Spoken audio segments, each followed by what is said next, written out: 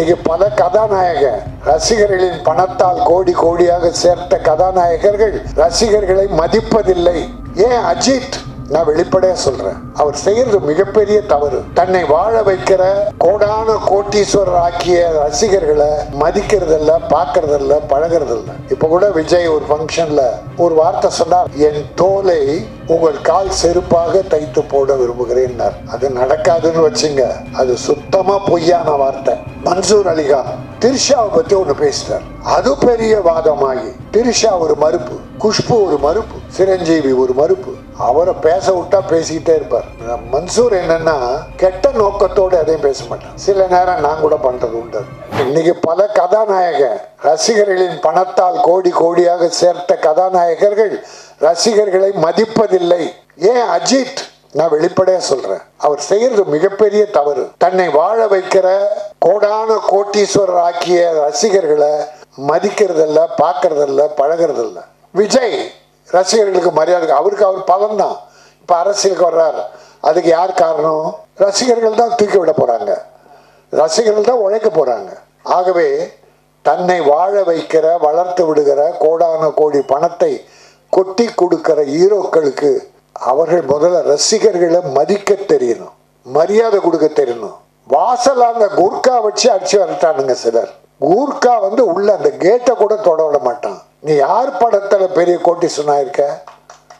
நான் ஒண்ணு கேட்கிறேன், இப்போ ஒரு ரசிகர், யாரோ ஒரு நடிகர் இருக்கிற, ஒரு 10 ரசிகர் நடிகர் வச்சுங்க, இவரு இதுல யார் மரியாதை கொடுக்கலையோ ரசிகர்களுக்கு, அந்த ரசிகர்கள் ஒரு முடிவு பண்றாங்க, முடிவு பண்ணணும், இந்த ஹீரோ நான் வணங்குகிற, போற்றுகிற, மரியாதை செலுத்துகிற, பாசம் செலுத்துகிற இந்த ஹீரோ என்ன பார்க்க மாட்டேங்கிறாரு, என்ன வரவேற்க மாட்டேங்கிறாரு, எனக்கு மரியாதை கொடுக்க மாட்டேங்கிறாரு, அதனால் இவர் படத்தை நான் பார்க்க மாட்டேன். என்ன தப்பு அதுல? எனக்கு மரியாதை கொடுக்காத ஒரு நடிகன் படத்தை நான் ஏன் பார்க்கணும்? என் பணம் மட்டும் வேணும்.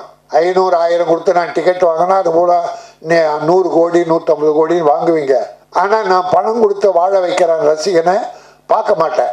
அப்போ அந்த ரசிகன் ஒரு முடிவு பண்ணி இந்த ஹீரோவின் படத்தை நான் பார்ப்பதில்லைன்னு ஒரு முடிவு எடுத்து அந்த ரசிகன் தியேட்டருக்கு போகலன்னு வச்சுக்க, அவன் க்ளோஸ். நான் யார் பேரையும் சொல்லலை, பொதுவா உலகத்தில் இருக்க நடிகன் எல்லாத்துக்கும் பொது கருத்தா இது சொல்றேன். ஏன்னா ரசிகர்களை மரியாதை கொடுக்க வேண்டும், போற்றி வணங்க வேண்டும். இப்ப கூட விஜய் ஒரு ஃபங்க்ஷன்ல ஒரு வார்த்தை சொன்னார், அது மிகையான வார்த்தை, என் தோலை உங்கள் கால் செருப்பாக தைத்து போட விரும்புகிறேன். அது நடக்காதுன்னு வச்சுங்க, அது சுத்தமா பொய்யான வார்த்தை, அது மிகையான வார்த்தை. ரசிகர்கள் கூட அதை எதிர்பார்க்கல. அன்பு செலுத்தினா போதும், பாசம் வைத்தால் போதும். 6 மாதத்துக்கு ஒரு முறை அந்த ரசிகர்களை அழைத்து ஒரு விருந்து கொடுத்து ஒரு போட்டோ ஸ்டேட் எடுத்துட்டா போதும். அது எடுத்தாலே இந்த ரசிகன் பெரிய ஏதோ கடவுளை பார்த்த மாதிரி நினைக்கிறான்.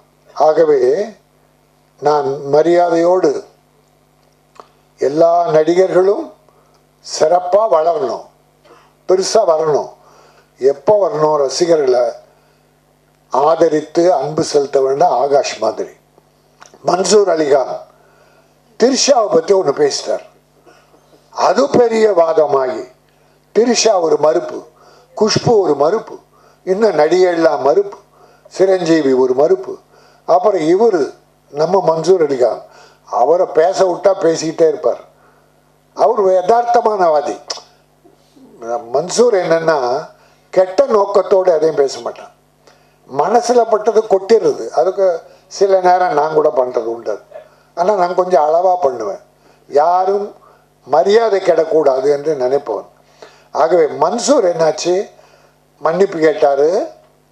அது திரிஷாவும் பெருந்தன்மை அதை விட்டுருச்சு. தவறு செய்யாதவங்க யாரும் இல்லை, அதனால் நானும் மன்னிச்சிட்டேன்னு விட்டார். இப்போ மன்சூர் கேஸ் போட்டிருக்கார், மேட்ரு முடிஞ்சு போச்சு. இப்போ திரிஷா, குஷ்பு, சிரஞ்சீவி மேல கேஸ் போட்டதாக செய்தி படித்தேன். என் அருமை நண்பர் மன்சூர், வேண்டாம், நமக்கு அதெல்லாம் வேண்டாம், வேலையை பாரு, உனக்கு நிறைய வேலை இருக்கு, கட்சி வேற ஆரம்பிச்சிருக்கு. ஆகவே இது என்னுடைய அருமை மேடை, என் தம்பி ஆகாஷுடைய மேடை.